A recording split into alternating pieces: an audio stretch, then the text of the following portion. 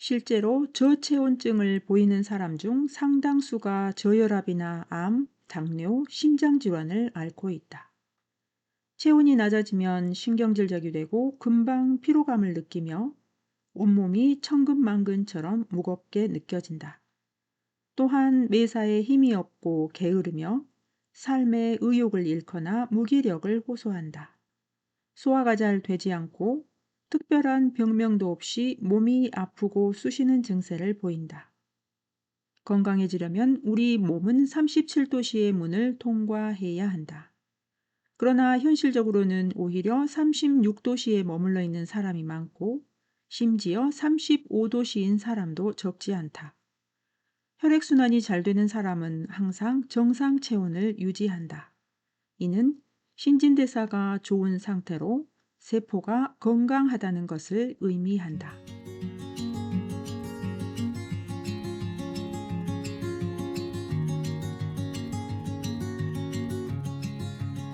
안녕하세요.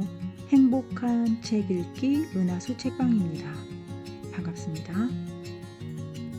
오늘 들려드릴 책은 37도씨 건강학 저체온을 잡아라. 홍동주 지음 아이프렌드에서 편했습니다. 예전에 학창시절부터 우리가 항상 들어왔던 말 중에 사람의 평균 체온은 36.5도다라는 말 많이 들어보셨지요? 하지만 이 말이 현대사회에 들어서 더 이상 맞지 않는 말이 되고 있습니다. 36도, 심지어 35도까지도 평균 체온이 내려간다고 합니다. 여러 가지 원인으로 갈수록 사람의 평균 체온이 떨어져 많은 질병의 원인이 되고 있습니다. 장기간에 걸쳐 몸이 차가워지면 이게 정말 생각했던 것보다 훨씬 우리 건강에 심각한 영향을 끼친다는 걸 알게 되었습니다.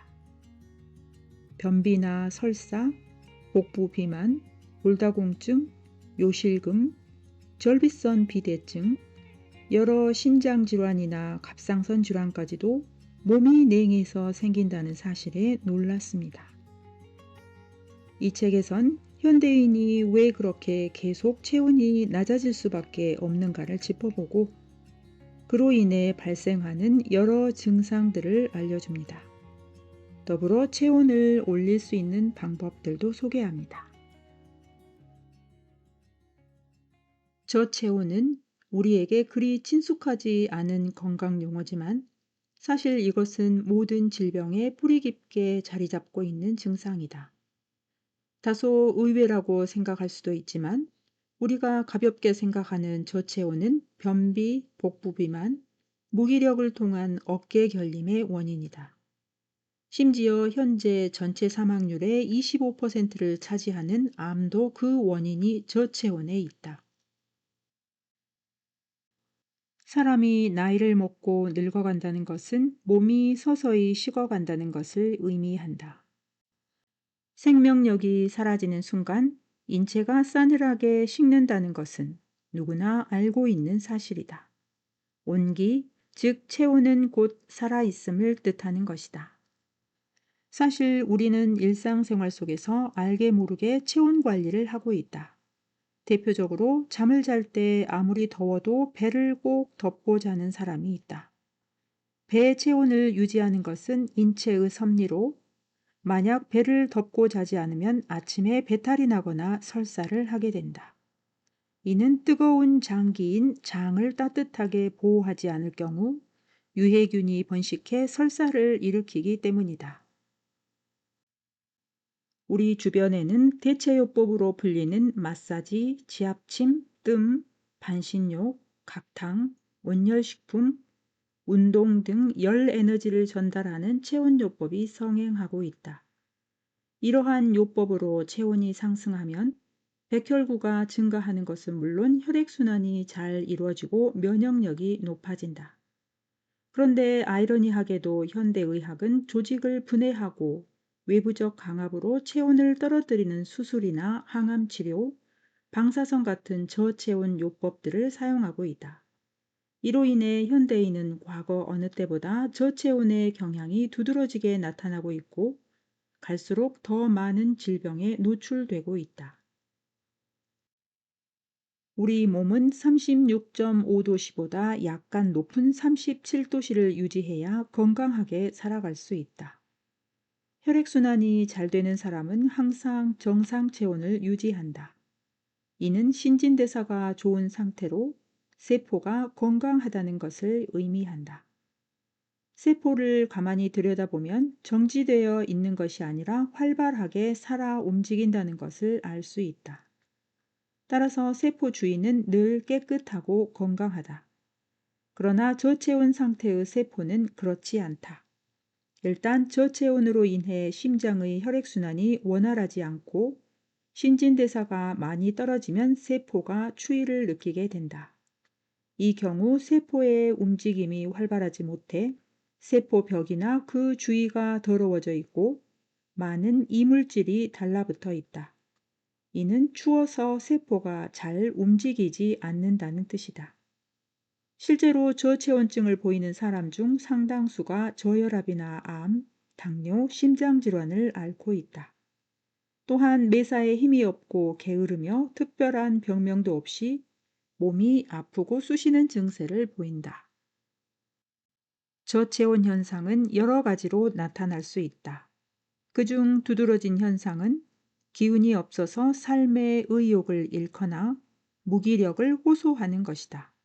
또한 소화가 잘 되지 않고 게을러진다. 모든 질병은 저체온에서 생긴다. 현대인은 누구나 한 가지 이상의 질환을 앓고 있지만 그 뚜렷한 원인을 알지 못한다. 건강에 관한 사람들의 관심이 증가하고 의학의 발달로 새로운 약이나 치료법은 계속 등장하고 있는데 오히려 질병은 늘어만 가는 이유는 무엇일까? 그 이유는 지금까지 잘 알려지지 않았던 저체온이 다른 엉뚱한 이론에 편승해 우리 몸을 망가뜨리고 있기 때문이다. 헤아릴 수 없을 만큼 많은 질병이나 한 번도 들어본 적 없는 희귀병, 그리고 날로 늘어가는 새로운 질병은 모두 저체온에서 비롯되는 것이다. 저체온은 기본적으로 혈액순환 장애와 이로 인한 신진대사의 어려움으로 발생한다. 저체온의 증상은 크게 나타날 수도 있지만 원인 모를 질병으로 고통을 안겨주기도 한다. 체온이 낮아지면 신경질적이 되고 금방 피로감을 느끼거나 온몸이 천근만근처럼 무겁게 느껴진다. 체온이 1도만 올라가도 면역의 70%가 증가한다는 사실을 감안하면 그 반대의 영향이 어떠할지 가히 짐작이 간다. 우리 몸은 저체온으로 매일 공격을 받는다. 21세기를 살아가는 현대인은 환경이나 삶 자체가 저체온에 노출되도록 되어 있다. 매일 수천 개의 암세포가 우리 몸에서 발생하고 사라지듯 저체온의 환경 요소는 매일 우리 몸을 공격하고 있다.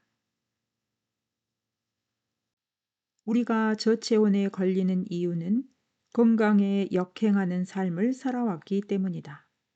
따라서 만병의 근원이 되는 저체온을 극복하기 위해서는 지금까지의 삶을 돌아보고 저체온을 유발하는 생활 습관을 버려야 한다. 현대 문명은 저체온 문명이다. 주위에서 뿜어져 나오는 전자파는 세포에 스트레스를 주며 스트레스를 받은 세포는 신진대사에 따른 활성화를 멈추게 한다. 또한 전자파는 신경의 교란을 촉진하고 신경 전체의 마비를 가져와 몸을 극도로 저체온으로 만들어버린다. 물론 전기는 편리한 수단이지만 현대인은 전기의 혜택을 누리는 동시에 그만한 대가를 치러야 하는 셈이다. 따라서 가끔 전기가 없는 외딴 곳에 가서 몸을 정화시키고 풀벌레 소리와 나뭇잎이 서걱거리는 소리, 물소리를 들으며 전자파를 해독하는 것이 좋다. 몸이 차가워진다는 것은 정상적인 신진대사가 이루어지지 않고 있다는 것을 의미한다. 몸은 왜 차가워지는 걸까? 1. 노동시간이 적다. 저체온의 가장 큰 원인은 열 에너지를 낼 수 있는 노동 시간이 적다는 데 있다. 오늘날은 지식 정보 시대로 과거 그 어느 때보다 노동 시간이 줄어들었다. 과거에 우리 조상들은 농사를 지어 끼니를 해결해야 했기 때문에 노동은 필수 불가결한 삶의 일부였다. 아침 이슬이 맺힌 시간에 일터로 나가 컴컴해서 앞이 잘 보이지 않을 때까지 열심히 노동을 했던 것이다. 그러나 현대인은 과거와 같은 노동을 거의 하지 않는다. 현대인은 정신 노동을 통해 체온을 빼앗기고 있다. 이에 따라 문명이 최고조로 발달한 이 시대에 우리의 체온은 내려가고 있는 것이다. 2. 운동을 싫어한다. 아이들 역시 운동하는 시간보다 컴퓨터나 텔레비전 앞에서 앉아 있는 시간이 더 많다. 컴퓨터가 없던 시절에는 공부를 하고 머리를 식힐 겸 해서 잠깐이라도 운동을 권했고 산책 등을 시켰다. 하지만 지금은 컴퓨터가 생활의 일부로 자리 잡으면서 운동하는 시간보다 컴퓨터나 오락을 하는 시간이 더 많아지게 되었다. 이는 비만으로 이어지기 십상이다. 나아가 이것은 혈액순환을 방해해 저체온의 원인이 된다. 종종 매스컴을 통해 학생들의 신체가 과거에 비해 커졌지만 체력은 현저하게 떨어졌다는 뉴스를 접하게 되는 이유가 여기에 있다. 이는 아이들이 성인이 되었을 때 저체온 체질이 되어 만성질환을 안고 살아갈 수도 있다는 얘기와 다를 바 없다. 과거의 아이들은 신장은 작았지만 튼튼하게 자라 정상 체온을 유지했다. 현대의 아이들은 신장은 크지만 체력은 많이 떨어져 저체온을 보인다. 3. 너무 많이 먹는다. 저체온은 식생활과도 관계가 깊다. 과식은 위에 부담을 주며 혈액의 일정한 흐름을 방해한다. 특히 과식을 하면 심장은 평소보다 4배 이상의 혈액을 위로 보내야 한다. 혈액이 한 곳에 모이면 다른 장기는 상대적으로 혈액이 부족해 궁핍함을 느끼게 된다. 예를 들어 혈액의 30%는 뇌로 가는데 과식을 하면 상대적으로 뇌로 가는 혈액의 양이 부족해져 충곤증 현상이 발생하게 된다. 이는 뇌에 따뜻한 혈액이 부족해 나타나는 현상으로 자꾸 하품을 하고 졸린 것은 혈액을 통해 산소를 달라는 뇌의 외침인 것이다. 과식은 위에 부담을 주며 다른 장기에도 영향을 미쳐 저체온의 원인이 된다. 4. 너무 자주 먹는다. 간식 역시 저체온의 원인이 된다. 위가 음식물을 소화하려면 최소한의 시간이 필요하다. 이는 소화를 돕는 소화액을 만들고 준비하는 데 시간이 걸리기 때문이다. 소화액을 만들려면 원료가 필요하며 그것은 세포 속 DNA에서 명령이 떨어져야 한다. 명령이 떨어지기 전에 소화액이 필요할 경우 임시 변통으로 있는 원료로 대처하게 되는데 이런 일이 자주 일어나면 소화액을 만드는 장기들은 지쳐 신경이 예민해지고 차가워진다. 차가워진 장기는 더 이상 소화액을 만들 수 없게 되어 소화 장애를 일으키는 원인이 된다. 그러므로 장기를 저체온으로부터 보호하려면 간식, 야식 등을 금해야 한다. 5. 차가운 음식을 지나치게 많이 먹는다. 나이를 먹는다는 것은 곧 몸이 식어간다는 것을 의미한다. 설상가상으로 차가운 음식을 자주 먹으면 몸은 더욱 차가워져 병원에서도 원인을 발견할 수 없는 질환을 앓게 된다. 아이러니하게도 생활의 질을 높여주는 냉장고의 보급으로 저온 및 냉동 음식은 갈수록 늘어나고 있다. 냉장고 안에는 찬 음식들로 가득하며 냉동실에도 얼음과 얼린 식품이 항상 비치되어 있다. 차가운 음식은 소화기에 치명적이다. 치아부터 손상을 입히는 차가운 음식은 입에 오래 머물지 않고 곧바로 식도로 내려간다. 음식이 위에 들어가면 차가운 상태에서 흡수되기 어렵기 때문에 많은 따뜻한 혈액이 위로 몰리게 된다. 위 점액이 위를 보호하려 하거나 손상된 위의 육모를 회복시키기 위해 혈액이 몰리는 것이다. 문제는 차가운 음식으로 인해 신경이 예민해지기 때문에 자주 짜증을 내거나 사소한 일에도 신경질적인 성격이 된다는 점이다. 특히 차가운 물은 저체온의 한 원인이 되고 있다. 6. 스트레스를 많이 받는다. 지금은 외적 환경이 주는 스트레스가 과거 어느 때보다 위협적이다.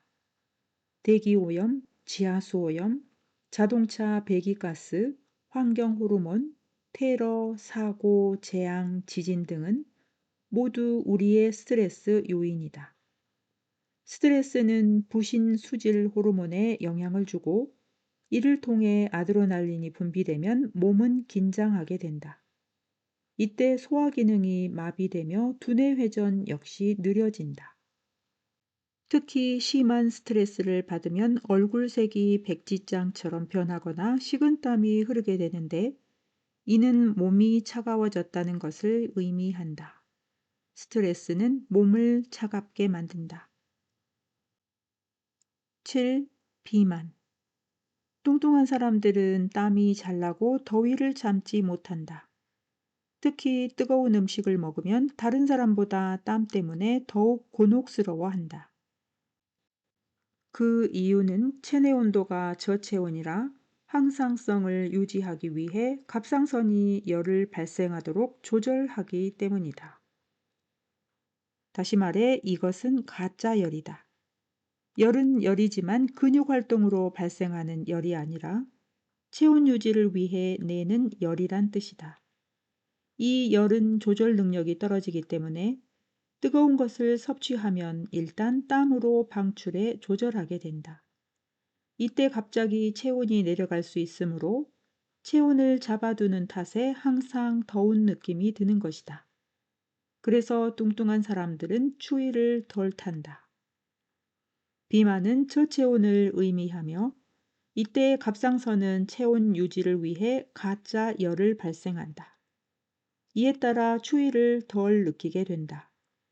결국 비만은 체중의 문제가 아니라 체온의 문제이다. 8. 음식물의 영향. 좋지 않은 음식물을 섭취해도 우리 몸의 체온이 떨어진다. 지금은 음식에 국경이나 계절이 없다는 말이 실감날 정도로 주위에 다양한 음식물이 넘쳐나지만 사실 자기 땅에서 자란 제철 음식이 좋은 데는 그만한 이유가 있다. 우리는 우리 땅을 밟고 우리 땅의 기운을 받으며 살아간다. 그렇기 때문에 우리의 체질은 우리 땅과 가장 잘 맞고 우리 땅에서 난 음식물을 제철에 먹는 것이 우리에게 가장 좋다. 이런 것을 무시하고 계절에 상관없이 음식물을 섭취하면 우리 몸에 열을 내고 열을 내리는 장치가 고장나 저체온이 되고 만다. 따라서 정상 체온을 유지하고 싶다면 계절에 맞는 음식물을 섭취해 우리 몸의 체온 조절 시스템이 정상적으로 작동하도록 해야 한다. 9. 면역력이 약하다. 면역은 그 종류가 매우 다양하고 종류별로 임무도 여러 가지로 나뉜다. 피 한 방울 속에는 6천에서 8천 개의 백혈구가 있으며 다양한 일을 해내는 백혈구는 특히 독소와 이물질을 청소하는 데 반드시 필요하다. 문제는 백혈구가 왕성하게 활동하도록 하려면 정상 체온을 유지해야 한다는 점이다. 물론 운동이나 활동으로 체온이 상승하면 백혈구가 증식하고 더불어 암이나 기타 질병에 대한 면역력이 높아진다. 반면 저체온 상태에서는 백혈구의 활동이 둔감해진다. 우리가 추우면 움직이기 싫어하는 것처럼 백혈구도 저체온 상태에서 움직이기 싫어해 몸에 독소가 쌓이고 피곤해지며 심지어 암이 생성되는 것이다. 이는 혈액순환과도 밀접한 관련이 있다. 혈액순환이 잘 이루어지지 않으면 백혈구도 활발하게 활동하지 못한다. 사람들이 감기나 몸살에 걸리는 것은 체온 상승을 위한 몸의 반응이다. 이때 병원에서는 수면제를 주고 따뜻한 아랫목에서 푹 자라고 말한다. 우리가 잠을 자면 백혈구는 활동을 개시하는데 이때 열이 나는 것은 백혈구의 수치를 증가시켜 병균과 싸우기 위한 반응이다. 따라서 면역력이 약해 감기나 몸살에 자주 걸린다면 이는 상당히 저체온이라는 것을 의미한다. 10. 수면 부족. 잠이 부족하면 저체온에 걸린다. 모든 생물체는 잠을 자야 하며 밤과 낮이 존재하는 자연의 섭리처럼 인간이 생명을 영위하려면 무조건 자야 한다. 잠에서 깨면 우리 몸은 뇌하수체라는 내분비 기관에서 ACTH라는 호르몬이 부신피질 호르몬을 자극한다. 그러면 인체는 자극을 받아 기지개를 켜고 하루를 활동적으로 시작한다. 만약 잠이 부족해 이러한 호르몬들이 다량 분비되면 오히려 과열 증상을 보여 몸은 열이 오르게 된다. 이러한 열은 몸을 지치게 하며 지친 장기는 차가워진다. 잠이 부족하면 몸살이 잘 나고 감기에 자주 걸리는 이유가 바로 이 때문이다. 몸살과 감기로 정신적으로 쉬게 만들어 몸의 온도를 올리려는 반응인 것이다. 잠을 많이 자는 것도 저체온의 원인이 된다. 수면을 취하면 우리 몸은 안정 호르몬인 멜라토닌이 분비되면서 모든 신진대사가 안정을 취하게 된다. 이 때문에 밤에 더 많이 아프고 통증이 느껴지는 것이다. 하지만 정상적인 수면량 이상으로 수면을 취하면 몸은 오히려 스트레스를 받게 된다. 활동을 한다는 것은 체온 상승을 의미하지만 누워 있거나 쉬면 체온이 내려간다. 마찬가지로 잠을 많이 자거나 쉬게 되면 활동량이 적어 우리 몸은 차가워지며 굳어간다. 몸의 신진대사가 활발하게 진행되지 않으면 뇌는 공허해지고 게을러지는데 이 경우 몸은 보다 빨리 저체온이 진행된다. 저체온으로 인한 여러 가지 질병. 소화기 질환. 우리나라에서 가장 많이 발생하는 질환 중 최고를 꼽는다면 소화기 질환이 아닐까 싶다. 저체온으로 인한 소화기 질환이 사망의 요인이 되는 것은 아니지만 만성이 되어버리면 영양 흡수에 문제가 생겨 여러 가지 질병을 유발하게 된다. 저체온에서 나타나는 혈액순환 장애도 모두 소화기관에서 비롯되는 것이다. 각 소화기관에서 소화를 위해 뿜어져 나오는 효소와 소화액은 정상 체온에서 가장 활발히 움직인다. 만약 저체온 상태라면 소화액 분비는 물론 소화하는 작업이 이루어지지 않아 우리 몸은 문제가 발생하기 시작한다. 만약 소화기관에 문제가 발생하면 먼저 정상 체온인지 저체온인지부터 살펴봐야 한다. 소화 효소는 정상 체온에서 분비되며 촉매작용을 통해 소화기관으로 들어온 영양분들이 잘 소화되도록 도와준다. 현대인이 만성질환에 걸리는 이유는 충분한 소화 효소가 분비되지 않기 때문이다. 저체온으로 인한 소화기 질환에는 소화불량이나 여러 가지 궤양, 위염, 개실염, 대장염, 치질, 가스 등이 있다. 복부가 저체온이 되면 가장 먼저 나타나는 현상이 바로 변비이다. 변비는 모든 질환의 근원이라고 할 수 있는데 복부 비만도 변비로부터 출발한다. 변비가 있는 여성은 생리통이 수반되고 어깨 통증이나 결림, 두통이 뒤따른다. 이러한 변비는 장내 세균의 배합 균형이 깨져 생기는데 이때 유해균에 의해 독성이 발생한다.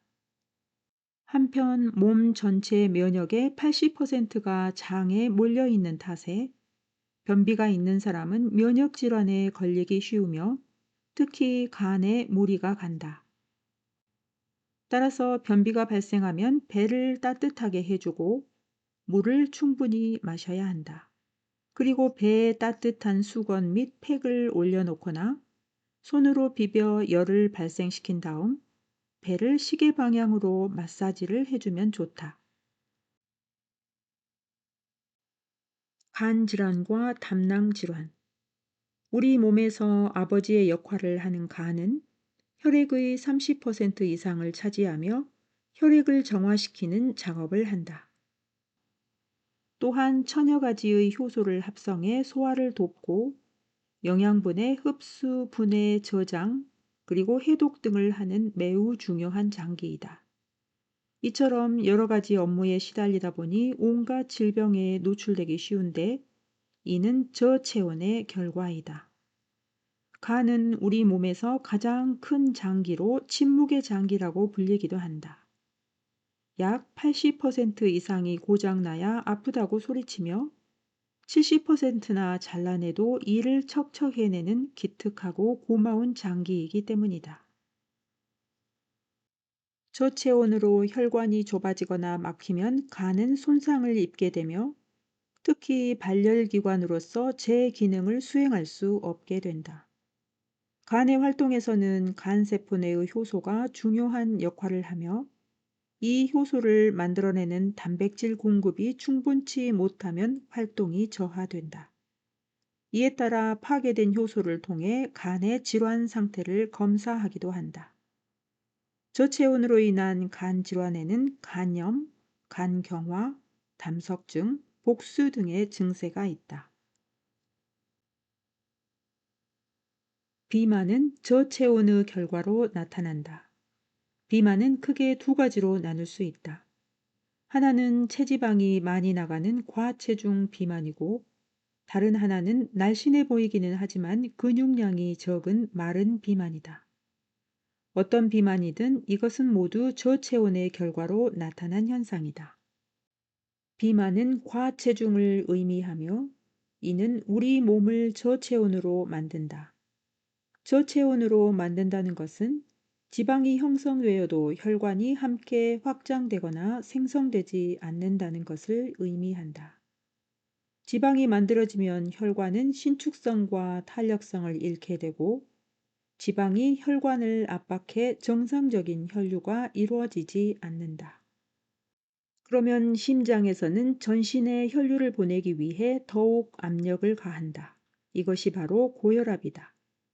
이때 심장이 지쳐서 혈류의 양이 미치지 못하면 저혈압이 나타나게 된다. 이러한 현상은 모두 저체온과 밀접한 관련이 있다. 몸속에 지방이 많으면 몸의 체온과 심장의 기능이 떨어지며 특히 심장에 협심증이나 관상동맥 같은 질환이 생긴다. 나아가 혈류가 전신에 골고루 퍼지지 못해 몸이 차가워지고 손발이 저리는 등 신진대사에 문제가 발생한다. 당뇨. 국민병으로 일컬어지는 당뇨는 한 번 걸리면 절대 고칠 수 없다는 인식 때문에 수많은 치료법이 나오고 있지만 당뇨 환자는 갈수록 늘어나고 있다. 췌장의 저체온으로 시작되는 당뇨병은 과연 체온 상승으로 치료가 가능할까? 당뇨병은 크게 제1형 당뇨와 제2형 당뇨로 나누며 지금은 복합성 당뇨가 많이 발생하고 있다. 즉, 과거처럼 구분되는 것이 아니라 두 가지가 같이 발생하는 것이다. 당뇨의 원인은 한 가지로 단정짓기가 어려우며 이에 따라 치료 방법도 여러 가지가 있고 시간도 많이 걸린다. 제1형 당뇨인 소아형 당뇨는 췌장에서 인슐린 분비가 억제되어 발생한다. 따라서 왜 췌장에서 인슐린 분비가 억제되었는지에 초점을 맞춰야 치료를 할 수 있다. 물론 유전학적으로 선천적 질환을 갖고 태어나기도 하지만 소아형 당뇨는 분명 췌장에 인슐린을 분비하는 베타세포의 문제라고 볼 수 있다. 그렇다면 왜 베타세포에서 인슐린 분비가 억제되었을까? 이는 췌장의 저체온으로 빚어진 결과이다. 소아형 당뇨가 발생하는 원인 중 하나는 아기가 울 때마다 먹을 것을 주었기 때문이다. 아무리 우물이 풍족해도 무분별하게 퍼올리면 결국 바닥을 드러내는 것과 같은 이치이다. 이는 췌장의 저체온을 일으키며 그로 인해 대사 과정이 원활하게 이루어지지 않는다는 뜻이다. 심혈관계 질환. 우리 몸이 저체온이 되지 않도록 늘 애쓰는 장기가 바로 심장이다. 심장은 하루 10km의 혈관에 문제가 생기지 않게 몸속 구석구석까지 혈액을 보내 세포에게 산소와 영양분을 공급하기 위해 쉬지 않고 펌프질을 한다. 그런데 뜨거운 장기 중 하나인 그 심장이 천천히 식으면서 나타나는 것이 심혈관계 질환이다. 기름기 있는 식생활과 무절제한 생활 습관, 그리고 심한 환경적 스트레스로 심장이 점점 차가워지고 있는 것이다. 심장이 차가워지면 우리 몸은 서서히 굳어간다. 그렇게 굳은 곳에서 암이나 관절염, 기타 여러 가지 질병이 발생하게 된다. 대표적인 예가 바로 심장 박동수이다. 안정 상태에 있을 때 각 연령층의 표준 박동수는 유아가 100에서 140, 초등학생이 80에서 90, 청장년이 60에서 80, 노인이 60에서 70이고 여성은 남성보다 많다. 심장 박동수가 떨어진다는 것은 심장이 식어간다는 것을 의미한다. 심장은 총 길이 96,000km의 혈액을 공급하기 위해 하루에 10만 번이나 펌프질을 한다. 이것은 15,000리터, 즉 30만 톤에 해당하는 어마어마한 수치이다. 이렇게 펌프질을 한 혈액이 온몸을 도는 데 걸리는 시간은 고작 20초가량이다. 그런데 이렇게 쉬지 않고 움직이는 심장도 노화가 찾아온다. 물론 더 많이 박동하면 박동한 만큼, 덜 쓰면 덜 쓰는 만큼 노화 속도가 달라지며 심장의 노화는 곧 저체온을 의미한다.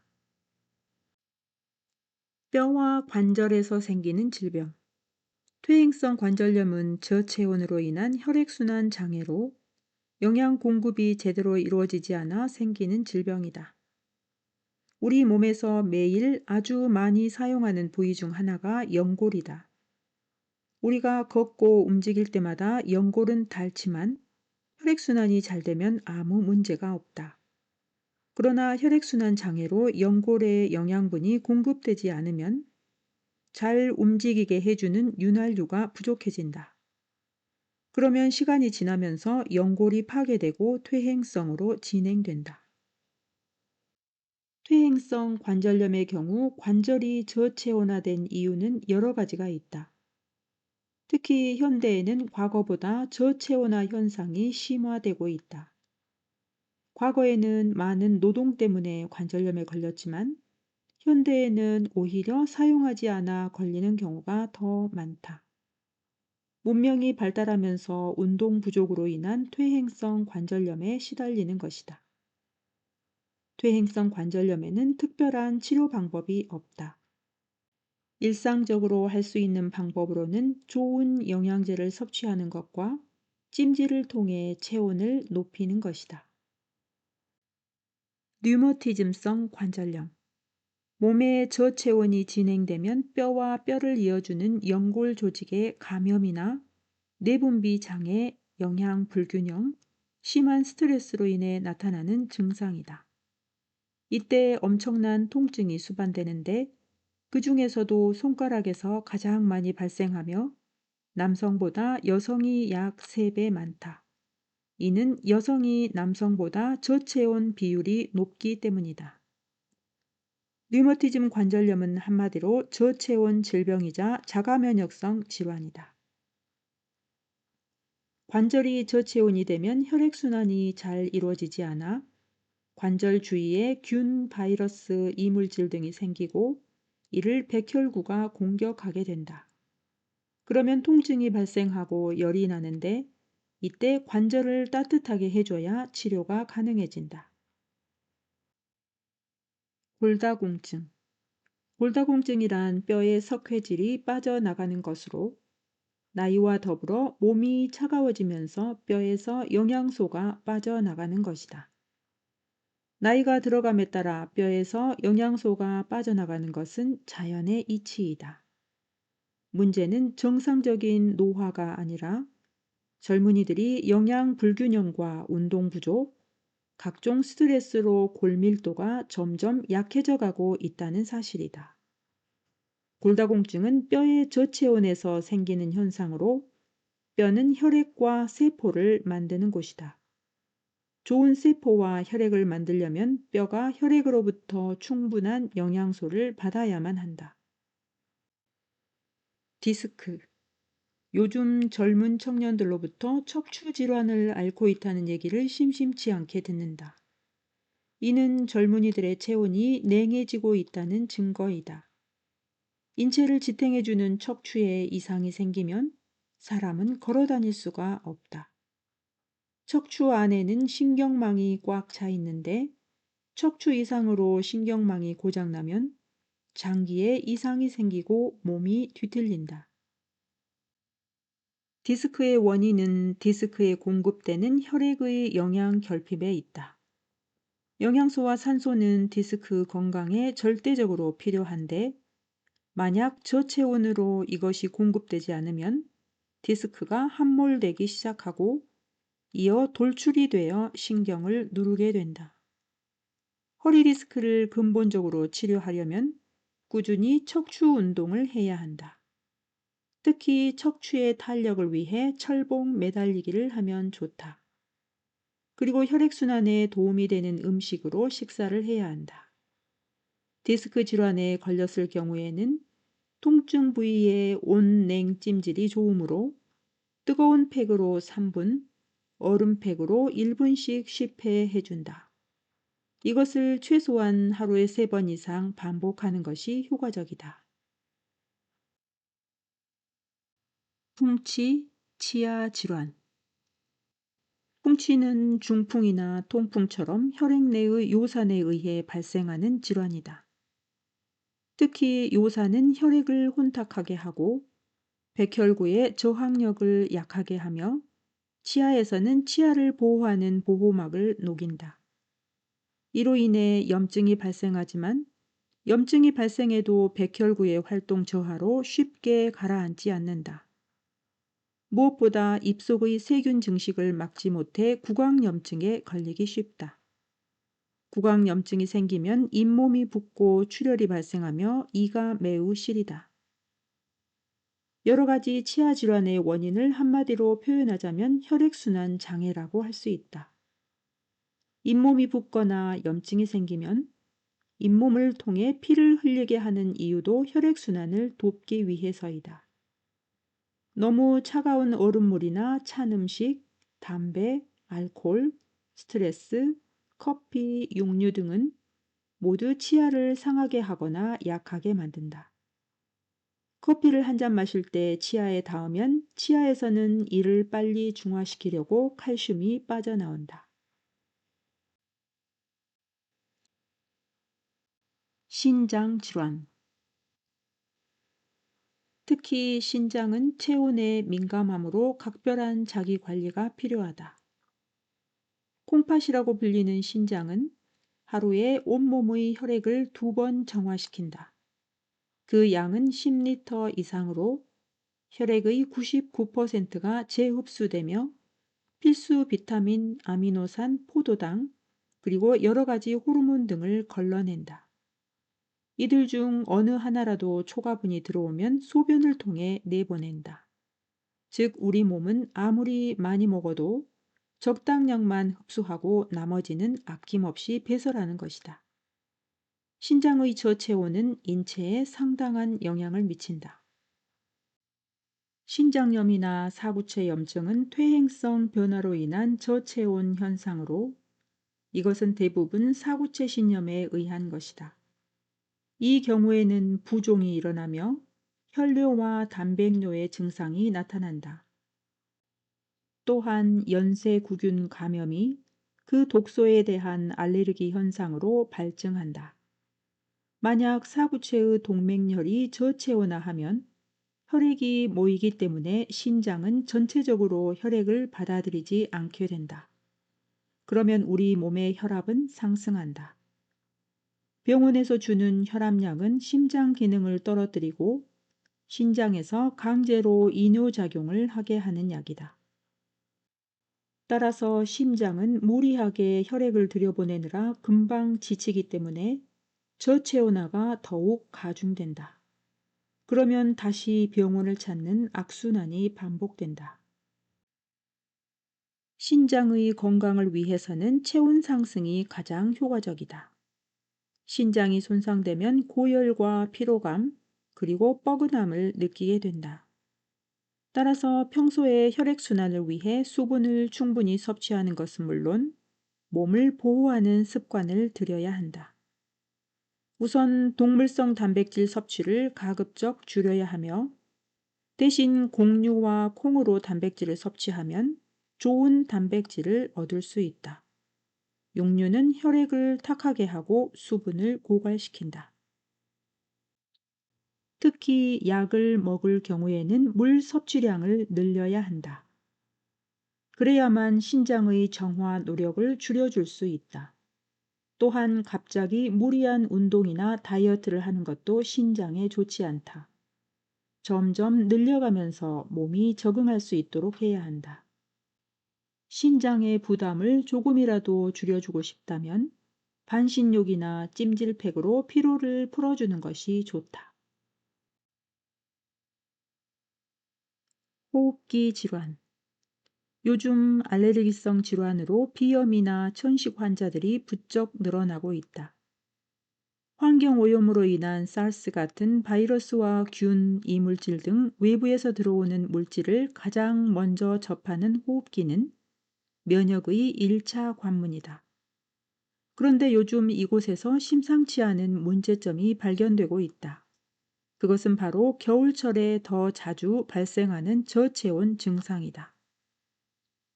작은 자극에도 크게 반응해 재채기나 콧물, 심지어 두통을 비롯해 얼굴에 홍반까지 나타나는 것은 호점막이 저체온으로 인해 면역 기능이 떨어져 살이 분별력이 없어진 탓이다.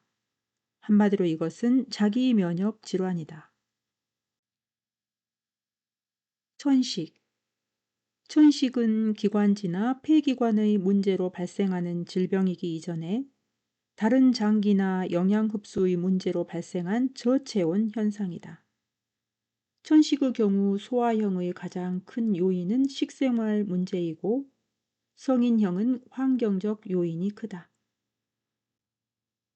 폐로 들어오는 환경 오염 물질이 기관지에서 적혈구와 만나 결합하면 불량 적혈구가 되어 온몸에 활성산소가 만들어지는데 이는 불완전 연소가 되어 암이나 알레르기를 일으키는 자가 면역 질환의 원인이 된다. 한 조사 결과에 따르면 위궤양 환자의 98%가 호흡기관에 알레르기 질환이 있다고 한다. 또한 알레르기 질환이 있는 어린이 43명 중 25명이 위궤양을 앓고 있는 것으로 나타났다.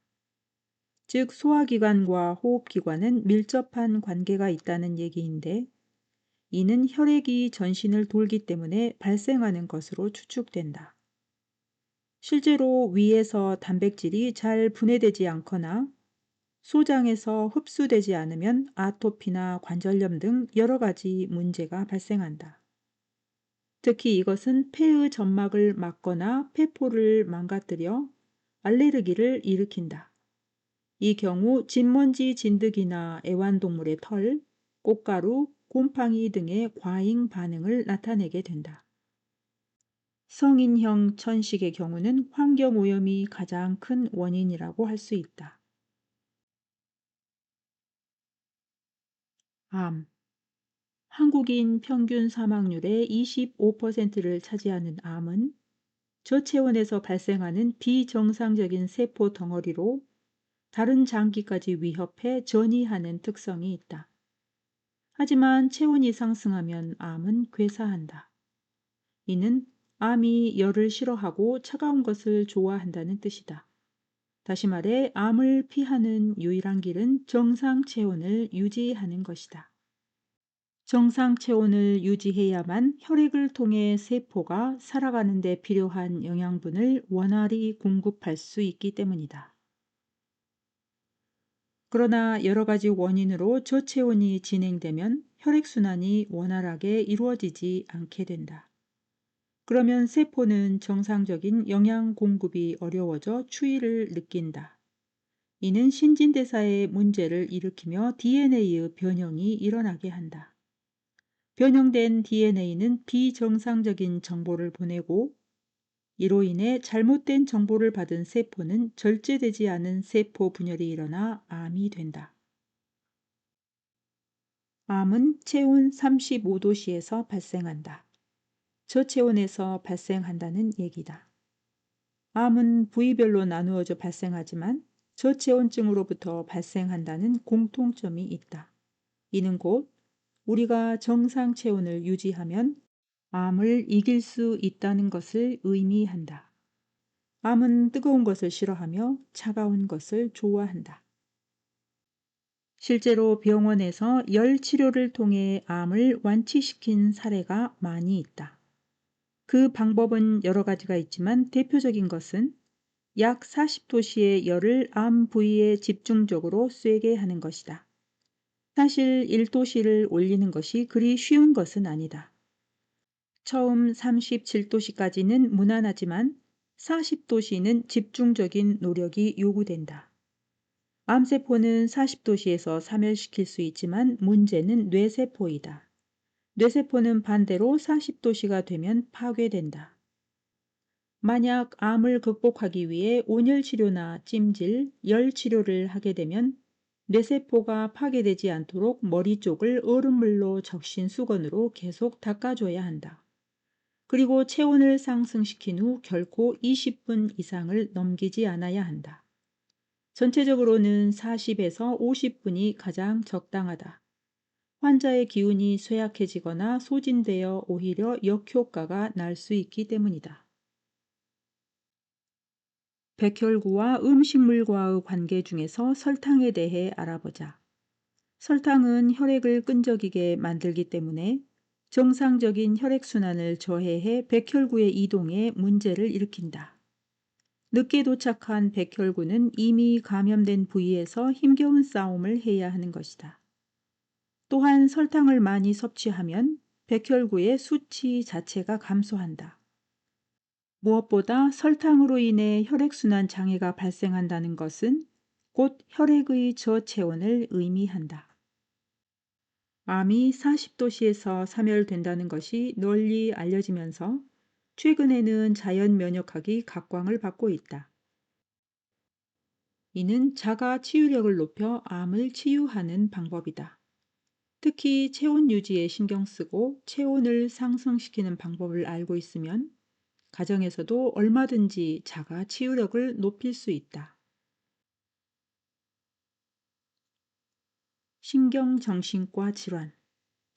근래에는 우울증으로 외부 환경 변화에 적응하지 못해 발생하는 극단적 현상들이 늘어나면서 우리를 더욱 충격으로 몰아가고 있다. 날로 증가하는 이런 정신질환 역시 저체온과 깊은 관계가 있다. 현재 우리나라의 우울증 증세 환자는 27만 명으로 추정하고 있으며 그중 여성이 남성의 2배에 이르고 있다. 여성이 남성보다 많은 이유는 여성 호르몬과 관계가 있다. 여성 호르몬 분비가 중단되면 신경에 커다란 변화가 발생하기 때문이다. 우울증은 마음의 병이다. 마음은 정신을 지배하며 정신은 육체를 지배한다. 따라서 마음이 이미 차가워졌다면 정신도 굳어 있을 테고 몸 또한 저체온일 것이다. 생각이 소극적이고 국소적, 부정적인 건 역시 저체온의 증상이다. 그러므로 항상 긍정적이고 적극적이며 열정적으로 살아가고자 노력해야 한다. 열정은 정신을 따뜻하게 만들지만 이것이 식으면 무기력해지면서 만사가 귀찮아진다. 그러면 게을러지고 몸은 냉해진다. 이 모든 것은 저체온의 증상들이다. 치매는 뇌의 저체온으로 인해 발생하는 정신질환이다. 사람은 누구나 늙고 늙는다는 것은 뇌의 활성이 줄어든다는 것을 의미한다. 신체 중에서 산소를 가장 많이 필요로 하는 기관은 바로 뇌이다. 전체 산소의 80%까지 사용하기도 한다. 그리고 산소 결핍으로 질병이 발생하기 쉬운 기관 중 두 번째가 뇌이기도 하다. 산소와 영양의 결핍이 뇌의 저체온을 만들고 치매를 불러오는 것이다. 갑상선은 체온에도 관여한다. 추워서 떨면 에너지 대사가 높아지고 더우면 떨어진다. 우리 몸이 저체온으로 진행되면 가장 먼저 손상을 받는 것이 바로 갑상선이다. 특히 갑상선 손상이 남성보다 여성이 약 3배 많은 이유는 무리한 다이어트로 영양 섭취가 제대로 이루어지지 않아 급격히 저체온으로 떨어지기 때문이다. 특히 짧은 치마나 깊게 파인 옷차림은 체온을 떨어뜨린다. 화학 화장품 및 향수 등을 많이 사용해도 해독을 돕기 위해 갑상선이 지치게 된다. 육류보다는 콩으로 단백질을 섭취하는 것이 좋으며 체온 조절을 위해 따뜻한 물을 충분히 마시고 정신적 안정과 긍정적인 마인드를 갖는 것이 중요하다. 갑상선 기능 저하증은 갑상선 기능 항진증의 반대 현상으로 주로 요드 결핍에서 비롯된다. 요드는 해초류에 많이 함유되어 있는데 이것이 부족한 식생활을 하는 산간지방이나 바다와 멀리 떨어진 지역에서 많이 발생한다. 요드가 부족할 경우 나타나는 증상 중 대표적인 것은 부종이다. 항진증은 눈이 튀어나오지만 저하증은 눈이 부어 있어 가늘고 입술은 오히려 두텁다. 머리카락이 빠지기도 하며 기력이 없어 느린 동작으로 움직이고 게을러진다. 또한 손발이 차갑고 여성의 경우 무월경 증세가 나타나기도 한다. 이는 온몸을 저체온으로 이끌며 에너지 대사율이 급격히 떨어져 몸이 차가워진다. 해초류를 많이 섭취하고 무리한 운동을 피해야 한다. 또한 온몸이 저체온 상태이므로 몸을 따뜻하게 관리하고 소화기에 무리를 주는 음식은 피한다. 특히 카페인이 들어간 음식은 혈중 칼슘의 농도를 떨어뜨리므로 끊는 것이 좋다. 나이가 들면 찾아오는 시력 감퇴와 책이나 컴퓨터를 오래 사용해 찾아오는 시력 저하는 약간 차이가 있지만 모두 눈을 보호하는 평소 관리가 소홀해 찾아오는 저체온 증상이다. 평소에 안구 운동을 해주고 관리를 잘 해주면 상황이 악화되지는 않는다. 요즘 들어 크게 늘어나는 백내장, 녹내장, 안구 건조증 등은 모두 눈으로 들어가는 혈관의 저체온으로 발생하는 질환이다. 또한 저체온으로 인해 시신경이 문제가 되기도 한다. 특히 시신경 문제는 시력 상실이라는 심각한 결과를 가져오기도 한다. 눈을 보호하기 위한 방법에는 여러 가지가 있다. 비타민 C. 눈은 우리 몸에서 비타민 C를 가장 많이 소모시키는 기관이다. 특히 비타민 A가 눈에 좋다. 평소 비타민제와 야채, 과일을 충분히 보충하는 것이 바람직하다. 안구 건조증을 막으려면 따뜻한 물을 마셔야 한다. 눈의 피로를 풀기 위해 양 손바닥을 비벼 마찰을 일으킨 다음 두 눈을 살짝 비벼 마사지를 한다. 장기간 눈을 사용했을 경우 얼음물에 적신 수건을 눈에 대고 마사지를 해준다. 그러면 뜨거운 혈액이 안구로 모여 눈의 피로를 풀어준다. 1시간 눈을 사용했다면 최소 10분간 멀리 바라보며 눈의 원거리를 확보해야 한다. 그래야 눈의 수명이 오래 간다. 몸이 차가워진다는 것은 정상적인 신진대사가 이루어지지 않고 있다는 것을 의미한다. 생물체는 생존을 위해 끊임없이 화학 반응을 일으키는데 이를 위해서는 충분한 원료가 필요하며 그 원료로 ATP라는 화학적 열 에너지를 만들어낸다. 이러한 과정에 하나라도 문제가 발생하면 생물체는 서서히 식어간다. 이러한 폐해를 막기 위해 현재 저체온을 극복하기 위한 여러 가지 방법이 속속 등장하고 있다. 영양으로 저체온 극복하기. 저체온의 원인 중 하나는 영양소 섭취 부족에 있다. 현대인이 매일 건강한 생활을 영위하려면 대략 50가지의 영양소가 필요하다. 그런데 현재 우리의 땅은 우리가 필요로 하는 영양소를 과거보다 현저히 부족하게 공급하고 있다. 산업화로 인해 여러 가지 화학 쓰레기가 땅을 오염시켰기 때문이다. 이제는 물도 맘 놓고 마실 수 없는 시대가 아니던가. 옛말처럼 밥이 보약이라는 말도 하나의 속설이 되어가고 있는 실정이다. 이 땅에서 자라나는 야채에 우리가 필요로 하는 영양소가 충분히 들어있지 않아 아무리 먹어도 영양이 부족하기 때문이다. 따라서 우리는 부족한 영양소를 보충하기 위해 별도로 영양제를 섭취할 수밖에 없다. 우리가 지켜야 할 체온은 37도씨이다. 이 수치는 건강과 질병의 임계선이다. 누구나 하루 3끼의 식사를 하고 있지만 똑같이 먹을지라도 누구는 건강한 식사를 하고 누구는 질병의 식사를 한다. 이는 식사의 영양 균형에 따라 결정된다. 사실 오늘날 우리가 섭취하는 음식물에는 영양이 골고루 들어있지 않다.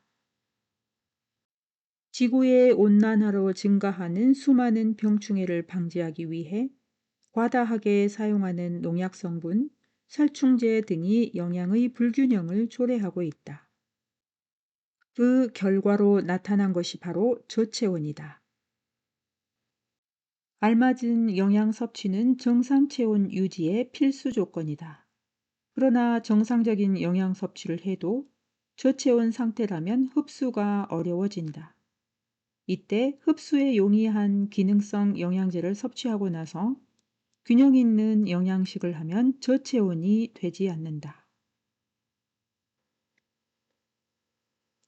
여기까지 하고 낭독을 마치겠습니다. 오늘도 긴 시간 함께 해주셔서 감사합니다.